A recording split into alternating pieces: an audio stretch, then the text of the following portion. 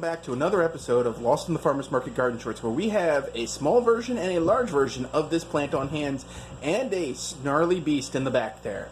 He just insisted on being in this episode. Isn't that right, Mischief? Anyway, the scientific name of this little plant and this big plant, because they're the same species, is Hibiscus moscheutos. And the variety is Luna Pink Swirl, which its common name is Swamp Rose Mallow, and this name is going to be reiterated a couple times in the next hibiscus videos because they rotated terms for some weird reason. But anyway, moscheutos itself means musk scented, and it is in the family Malvaceae, which is the hibiscus family, but it also includes things like okra, cotton, marshmallow, and a few other things like the rose of Sharon bushes you'll see in people's yards sometimes. Hibiscus isn't just the tropical ones you hear about from Hawaii and the islands. There are a lot of hibisci, plural, not singular, all over the world. Now, this particular variety of hibiscus is native to the United States and Canada, though you will find it in some parts of Central America as well. But this is one of our endemic species. Now, it is hardy in zones 5 through 9, a hardy perennial in the ground. Its soil pH preference is 5.5 to 7, its exposure is full sun, its height can be 2 to 3 feet, and its width can be 2 to 3 feet. And as you can see on the bigger specimen, that's almost 2 feet, if not 2 feet outright. So it's on its way there, but it's got buds, you can see them up here, so it's about ready to pop. Now, Luna Pink Swirl is known for white disc flowers, hibiscus style, where the petals overlap, that has a slight swirl of pink to it, but it's primarily white. I do not know if they're scented.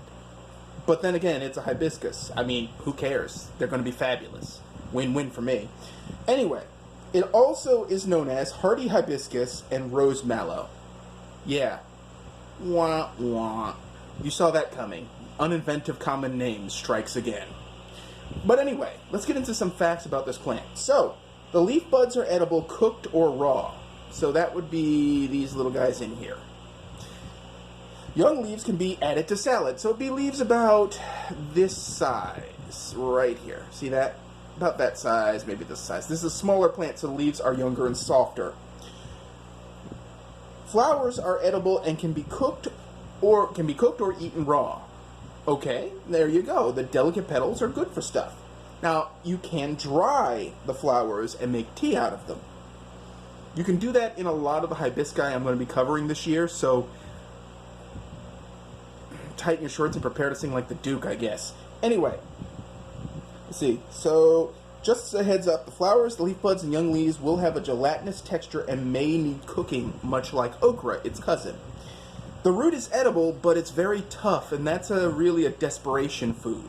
Because obviously, if you harvest the root, you've killed the plant.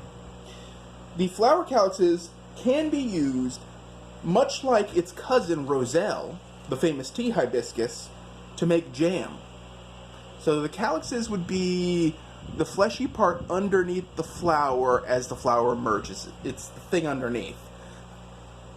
Now, I'm just going to point this out. For the purposes of medicinal and herbal uses, you need to consult a certified practitioner before you even think of using this as a medicinal herb, or to treat any ailments you have.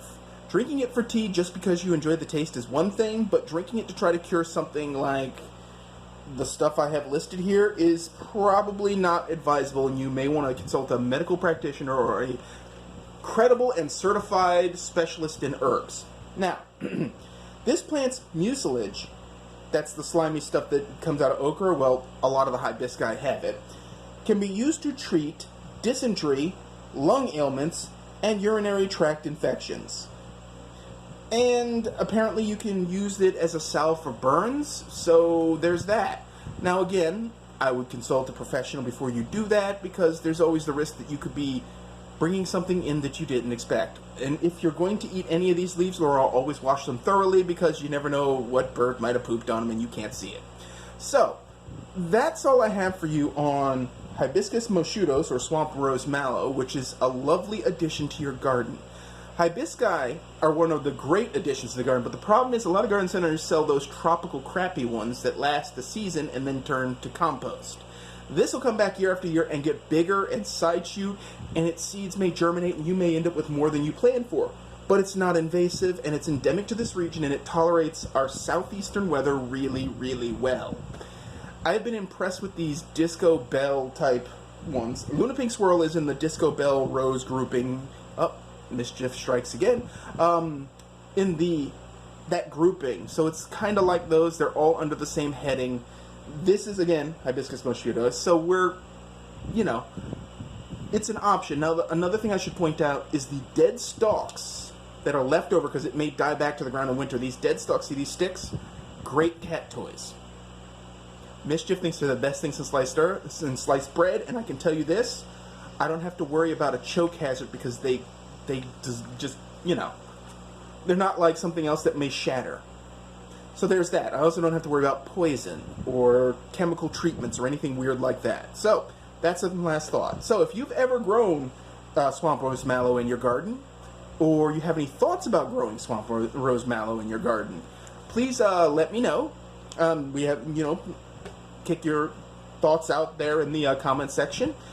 Beyond that, if you like this episode, please hit like. If you haven't already, please subscribe. And in the bottom of the description for this video, you will find a link to our forage blog, and you can go look that up and check out all kinds of groovy things in the wilderness that you can safely eat. And I guarantee they will not make you grow extra limbs or flipper feet. You'll be fine. So, with that said, keep them growing, folks, and thanks for watching.